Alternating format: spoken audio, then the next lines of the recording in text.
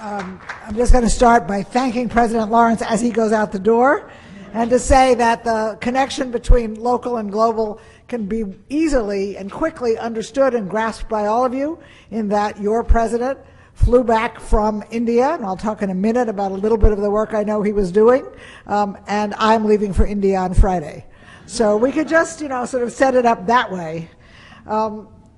Thank you, Herbie, and thanks to all of the people who are here. I really want to thank Brandeis for the role that it plays in American higher education, and say how exciting it is to me to hear about DEIS Impact, to not only hear about it, but be here for the first one, and to be a keynote speaker kicking off a week of social justice. I heard all the questions that Marcy asked, I understand that, but I can't tell you how anybody who cares about these issues, how good we feel about seeing a booklet like this with all of these different presentations, with all of these different groups involved from the campus talking about how they connect up to these issues. It's exactly the way it should be, because if you don't work in an area of your passion, you will burn out much too soon.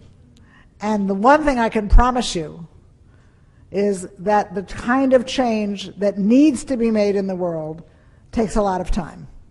And that's an opportunity for me to extend my thanks to Jules Bernstein, who continues working in and with this university, but perhaps more important for all of you to know, has a career of using his professional skill, the law, to try to create greater degrees of equity and fairness in and among American workforces. And of course, I'm pushing him to be sure he works globally as well. But he has always had a global and an international interest. But he and I talked with students from his fellowship program and some other programs at lunch today. And I think the real point that we were trying to make, and I want to say that we know that it's a little less easy to make this point now than in the, what do I call it, the era from which we come, and that is that change takes a lot of time. And so that's why I say to you, it's exciting to have been here for the last 2 days, yesterday at a symposium in honor of Professor Simon, who you'll get to hear from later, but to meet and speak with so many different students who are interested in and committed to change, who are doing social justice work on campus, who are using their 24 hours as well as they can, who are following their passions in the summer, who are thinking about what it is they next want to do. What I want to be sure that we do, what I do tonight, what we do in the question and answer period, which will come, so start storing up your questions, is address some of those troubling issues that are on your mind and reaffirm over and over again for you that our goal, those of us who care about improving the world, is to support every single one of you who believes that things can be better than they are, and who is prepared to work toward that end. Now, I'm going to interrupt my own self from time to time with little commercial reminders. So I just want to tell you that there's a great deal of information about American Jewish World Service on the table over there, including descriptions of all of our service programs. We would love to recruit Brandeis students to our volunteer summer program of work in the developing world. We would love to be sure that all of you are interested in the WOW fellowships. Know that one of the places that there are internships available is with AJWS. And we want you to know that we run a small and quite select program that's really a full year after college called the World Partners Fellows Program, which is for a year of work in Mumbai. So you can follow President Laurence and extend that circle. I want to say something else, and this is addressed to the students who are here, the students who I think are working on pieces of social justice and who are looking to answer some of the questions that Marcy raised. This is a message from me to your parents. You may tell them that I said so. When they ask you, with a little anxiety, well, Herbie already has a plan, but like when they remind you how much money they just spent on you over the last 4 years, and they ask you sort of, what are you going to do next? There's still a tendency on the part of older people, parents, grandparents, to sort of say, what do you want to be? What are you going to do? And so what I want you to know, and tell them that you heard it from me, is that virtually none of you will do the same thing or be the same thing for what is going to be a work life of an unbelievably long amount of time. So if you think of the world as having a not-for-profit sector where I'm privileged to work, having a for-profit professional sector where Jules works when he is working as a lawyer, and having a government sector where I worked for 20 years, I can virtually promise you, whatever your area of interest, whatever you go on to do, you will work in 2 or 3 of those sectors. Herbie, I'm just going to embarrass you a little bit because he told me he's going to Teach for America. Teach for America itself, which is training people to think about and work on the improvement of public education in America, now assumes that many of its graduates will not only teach, but will then go into other professional activities, but will continue to care about and work on the quality and the improvement of public education in this country, which they might do as activists and volunteers, and which they might do by coming into school administration positions or into government positions, where I promise you there's a desperate need for people to understand what's going on in public education. So you will not, we'd actually talked to a young woman at lunch, and I didn't say to her at lunch, and I'm not sure she's still here tonight or not, but she said, I'm really happy I figured out what I want to be and what I want to do for the rest of my life. And I just want to say yes, but. And yes, but is you'll work on it in a lot of different ways. You'll do it in a lot of different settings, and what our universities, certainly Brandeis preeminent among them, are trying to do is to make sure that you're prepared for those different places and different ways and different opportunities to work on these issues. So you just heard a very quick description of what American Jewish World Service is. You will hear from Larry later, who was not only the first president of AJWS, but the founder. It's a 26-year-old organization that is inspired by Judaism's commitment to justice and is working to end poverty and expand human rights among the marginalized peoples of the world. How we do it is a little bit of what led up to the theme of tonight's remarks, because we do it both globally and locally. Globally, we are a pivotal force on the ground in countries in the developing world where we have found grassroots projects that are being conceived of and run by local people who have their own vision of justice. And what we do is find the best of them and help them to pursue that vision. They might be operating a microfinance program. They might be working, and I talked to someone about this earlier this evening informally, on and against issues of sex trafficking. Many of them are working to improve agricultural sustainability, and I'm going to say a lot about agriculture work during the course of my remarks, but they are in countries that have huge challenges, and that's a piece of what I want to be sure that is in your mind. Some of you may choose to work on social justice in a particular area of Waltham, Massachusetts. Some of you may choose to work on some of the many complex and challenging issues that exist for sure in this country.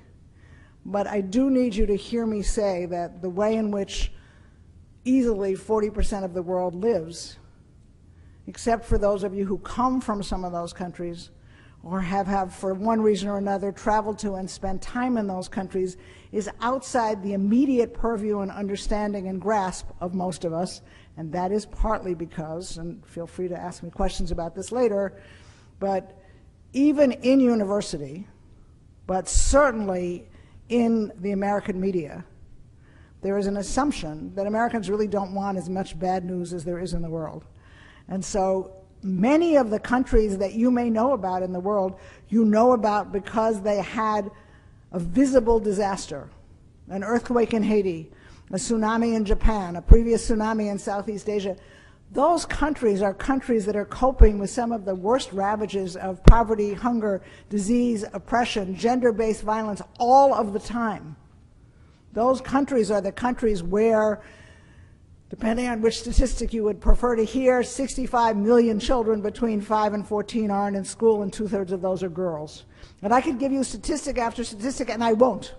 And I won't because when you hear the big numbers, as Marcy picked up from what I said yesterday, the response is to say, oh, wait a minute, that's overwhelming, so there's nothing I can do about that.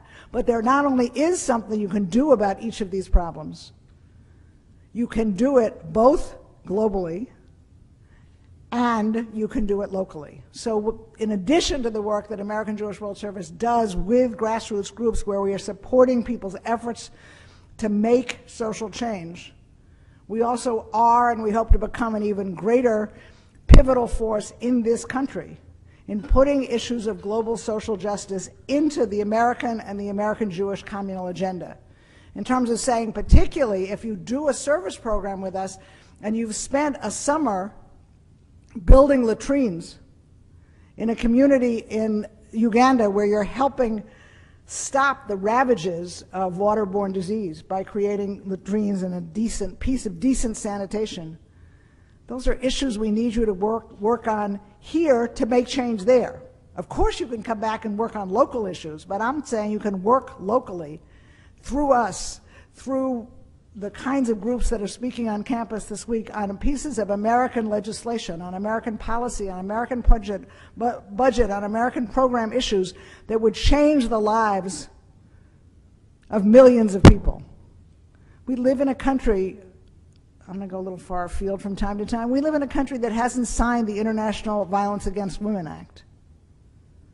Now, and maybe there is someone in this audience, actually hope not, who would like to present the argument to me which is being used by members of Congress, which is that somehow signing an act to prevent violence against women is involved in the fights about abortion.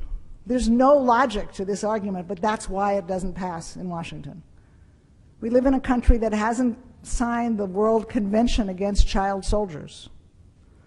And the explanation that our country gave for why it hasn't signed a convention against child soldiers is that we might someday want to draft people under 18, and if we sign the convention, we wouldn't be able to do that. And I'm sorry, but I just have to tell you, there are times when these things make no sense to me. We could use a massive campus group demanding that whatever the United States government's long-term policies on military recruitment and on the draft, we should never want to draft anyone under 18, but for sure, we should desperately want to stop the capacity of countries and organizations around the world to recruit into so-called military service children at the age of 10, to basically get all of the young people that they recruit in stoned, not with stones, I mean with drugs, so that they can train them to kill or get the women to serve as sex slaves. I've seen these projects. We'll do all kinds of work on the ground to change what's happening on site. But we need this government to sign that convention and be a force in the world for the things that we say as Americans that we believe in. Okay, as American Jewish World Service grows, that's a hope and a promise, we will be looking to find more grassroots organizations, to give them help over longer periods of time, to give them what they need, and I'm going to come back to that in a minute, and to ensure that they are working as efficiently as possible, that they are building synergies with each other, that they are making the maximum amount of change. And we also want to extend our reach here, on campuses, in congregations, with the people who follow us, so that we have larger and larger numbers of people mobilized and organized to support some of these change issues that can be worked on in America that will make a difference to vast numbers of people around the world. So I want to come back to that point I raised, because there's some really good questions on some page here in the booklet that has my picture on it about when is local enough and what should you do, and the questions are good. So I just want to say to all of you, you as students are lucky enough to be in an incredible university. You have opportunities from time to time to pose your own questions to your professors, to shape courses, to form extracurricular organizations. And you know what? You usually know what you want. The situation is precisely the same for the peoples of the world. And as much as I want many of you to go into international work, and as much as I hope that some place in this audience is a future Secretary of State or a future head of the Agency for International Development, I want to remind you that Westerners do not have all the answers. I want to tell you that the developing world, Larry will certainly back me up on this, is littered, literally, with buildings that were built by well-meaning clubs from various parts of, and you ask a community, what is that building up on the hill? And they say, oh, you know, 10 years people came here and they built a school. I say, oh, really? Yeah, they say, but we have no money for teachers. Or that's not the place for a school. Or that's not really what we needed, but they came and that's what they wanted to do. Not only is that disrespectful of the fact that people best know what they need and need your help in making it come true, but you know what, folks? It gives a lousy reputation to the Westerners who go to these countries. People arrive with obvious wealth and resources and physical, pure human power, and then they do something that's in their brains that they think is what the community needs, not what the community says it wants. So as you go out into the world, again, globally, domestically, whatever, try to really recognize what we're all taught, which is that everyone is equally made in the image of God, or whatever force you choose to believe in, but that people know their own minds, that they have their own vision. They may need some education, they may need some resources, they are likely to need some money, they may need some technology and training, but they know what they need. And that is one of the things that makes American Jewish World Service, in our minds, somewhat different from many organizations. Okay, so now let's go back to this global and local. There are people here, I hope this isn't true in your generation, but in the generation of a few of us, what country were you told that people were starving in when you couldn't eat, when you didn't eat? So I was brought up, I had absolutely no idea what this meant, but anytime I didn't finish what was on my plate, my parents said, think of the poor starving children in Armenia. I never knew where Armenia was, and I was an ornery kid, so I said, fine, they can have the food if they want it, which didn't amuse my parents. But I mean, I'm just saying these are sort of like other parts of the world, and there was a whole tendency to sort of think these are local issues here, and those are global issues there. And if there's a problem over there, you should somehow relate to it, but nobody sort of ever said how or made the connection. It is a fact that we now, all of you, live in an incredibly interdependent and interconnected world.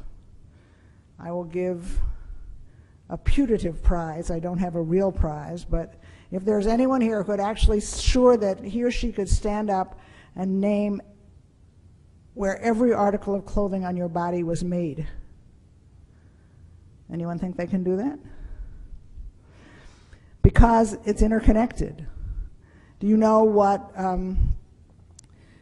now this is a real question, you're allowed to answer this. Anybody know what a major source of your and my involvement in the horrendous fights in the Democratic Republic of Congo is about? Good, good, wonderful. Cell phones. So this thing uses a mineral called coltan to improve the connectivity of our cell phones, and it's mining of coltan in Congo that is one of the major resource rights fights that has led to unbelievable numbers of deaths. So just get up in the morning, you put on your clothes, you take your cell phone, you drink tea, you do or don't use fair trade coffee, whatever it is you do, you are connected to and involved with the rest of the world. And most of us, I think there are some movements among students and on campuses that I've been very impressed with, but most of us don't really know the origin of our food, the origin of our clothing, what the resources are that are required to make us live in what we define as comfort, and whether or not this is something that we can comfortably do, or we want to challenge ourselves to change some of our behavior, to change some of our purchases, to be aware that we individually as consumers don't always do the most ethical consumption, and that has impacts around the world. And to my fundamental point that I'm going to keep referring to, we have a government whose policies shape and influence what we consume, impact the lives of people all over the world. Very often we are living in a country whose actions, sometimes intentional, sometimes not, but whose actions perpetuate cycles of poverty and widen the gaps between those who have and those who don't. You're hearing about this right now with the great Occupy movement and the 1% versus the 99%. but it has its mirror images and applications all over the world. And although I won't go into this at a sophisticated level, I hope there are some professors here. I suspect Larry does this in SID, but we literally give aid, United States I'm talking about, gives massive aid to countries who need that aid, but we also impose trade restrictions on those countries that make it impossible for them to grow and develop and expand their economies based on their own natural resources. There are countries where American Jewish World Service works where the West, America, Great Britain, the World Bank, the International Monetary Fund, lent money, I mean massive, massive, massive sums of money to those countries decades ago, when we knew that the presidents of those countries would not spend that money on their populations, but when we were doing this to create geopolitical relationships. That's a legitimate behavior of governments. But we now have saddled those countries with debt. We have told them, see if this makes any sense to you, that we know that they cannot ever pay back the principal, but that if they don't pay the annual interest on that debt, they will lose favor as nations and they won't be eligible for any more aid programs. Now, even if this vaguely makes some sense to you to that point, I'm telling you that there are many countries in the world that pay their annual interest on foreign debt, pay more than they pay for the health care and education of their children. You have to understand that that makes no sense. So working for, as we were successful in doing with regard to Haiti, working for massive debt forgiveness really makes a difference. So now we'll have a little quiz on Haiti. I like it when you know the answers to these questions. Who knows what is the unique geopolitical fact about Haiti? Was the first place slave revolted and established? Good. Name of the slave leader? Good. Toussaint Louverture. So Haiti is a country that rebelled, established its independence. Slaves took over the country. But now get this, in 1804, it had been a French colony. The French position was, if you want us to stop fighting, we will require reparations. Not because you became an independent country, but because you're taking away our slaves. You were a source of slaves. We are very sorry not to have an easy source of slaves whom we own in our colony, who we can bring to France. So would you please agree to pay us money as reparation for having taken our slaves away? So Haiti is a country that was founded with international debt. By the time it paid off its debt to France, it was 119 years later, 1923, by which point, for a variety of reasons, many of them that the United States had much too much to do with, Haiti was being buffeted from one bad government to another, was regularly taken over and run by the U.S. Marines, and was constantly being loaned money that its leaders, most particularly the Duvaliers, weren't spending on anybody except the Duvaliers. So at the time of the Haitian earthquake, Haiti owed $1.3 billion to forces in the world. And the strange event of having the world focused on the drama of this earthquake was that we not just being AJWS, but large numbers of international development groups were able to go into these various world bodies and governments and keep getting the debt forgiven. So Haiti is now down to only owing about $200 million, and that debt will be forgiven. So whatever the challenges in Haiti, and they are immense, the government will shortly be a government that does not have foreign debt, which is at least gets it up to a level playing field to start development.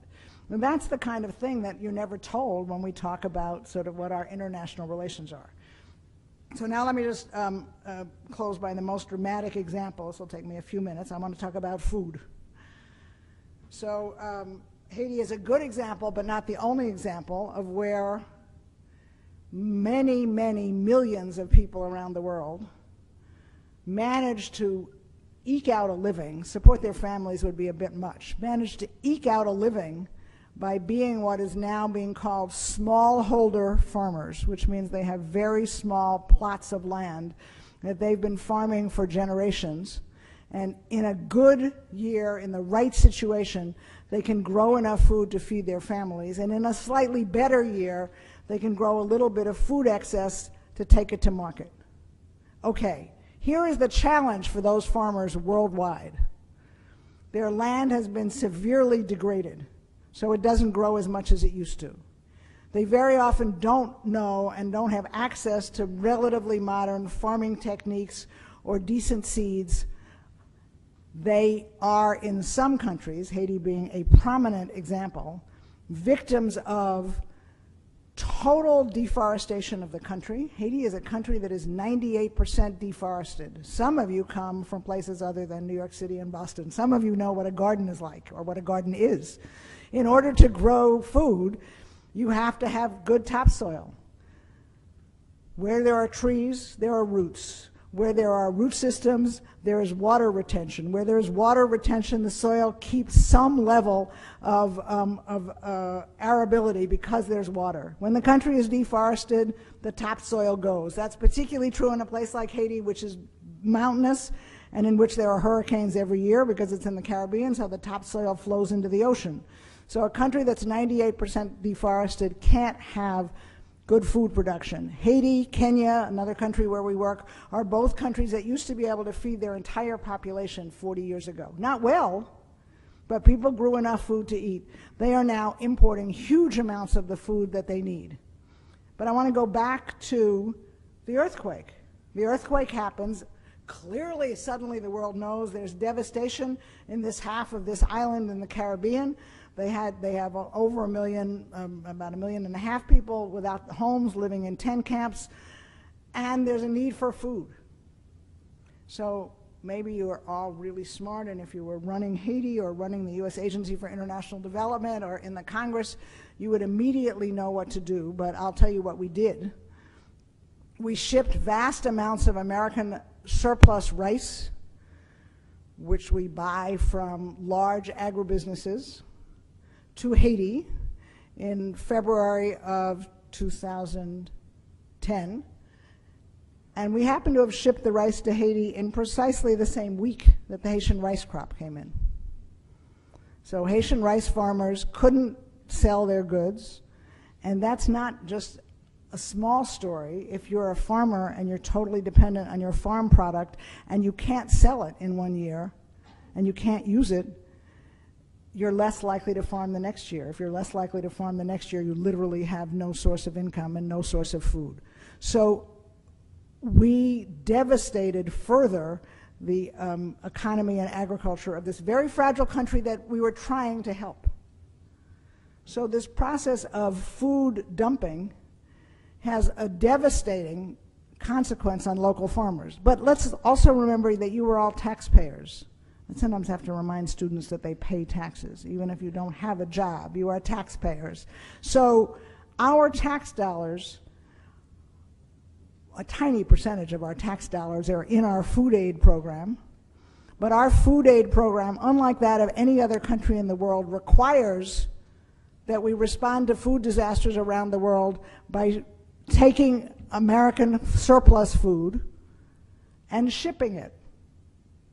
So we have a legal requirement in this country that 75% of our food must be shipped on American ships, on American carriers. So I think maybe you get what's the matter with this law, but let me tell you what Louis Brandeis said. He said, if we desire respect for the law, we must first make the law respectable. This is not a respectable law. It requires us to do something that basically assumes that every food disaster is a one-size-fits-all, which is totally not true. There are places, Sudan is about to enter into a severe famine, I'm sorry to tell you, and at that point, probably the only thing that we can do is get emergency food aid to Sudan. But the way in which we do this, and the way in which we did it in Haiti, just to be sure, it takes longer for the food to get there, costs much more, so it's a bad use of taxpayer dollars, and it undermines the fragile farm and agricultural economies of these countries. So We are recruiting you. When you leave tonight, sign the petition, which we will have on iPads or in paper. We need to mobilize and organize people to work timely now to this year when the United States Farm Bill, which is a massive piece of legislation, is being reauthorized. We are trying for one very simple change in the foreign food aid part of the Farm Bill, and that is to require the maximum amount of local and regional procurement.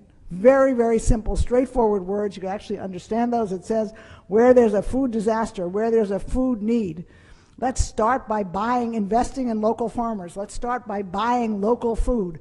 Let's identify if there are places where there is food in local markets, but the families that are at most food risk literally have no money. And let's give those families food stamps, as it were, or cash vouchers. There are articles about this. There's lots of work going on about this. We are pushing for those global problems of the world's farmers, women who need land title, who need better seeds, who need farming cooperatives. Right now we're saying, as we do some of that, let's at least not undermine their economies. And so let's try to change, mobilize our communities here, locally, around this critical change that would make a difference in the global reality of agriculture in the poorest parts of the world. So AJWS is involved in an activist campaign called Reverse Hunger. The particular target right now is to make these changes in the Farm Bill. We have lots and lots of broader plans for integrating local, national, and global work on agriculture, understanding that they're all interconnected and looking for ways to make change. But regularly on whatever issue we're working on, we will have a campaign that we want you to be involved in here locally that will make a huge difference for people globally, and that will restore what Maimonides says is one of the highest values of any form of charity, and that is to help people reach the highest possible level of self-sufficiency. That's part of what motivated Larry Simon 40 years ago. It's my turn now to turn this podium over to him. He is going to handle the questions, and I think probably he's going to ask me some questions.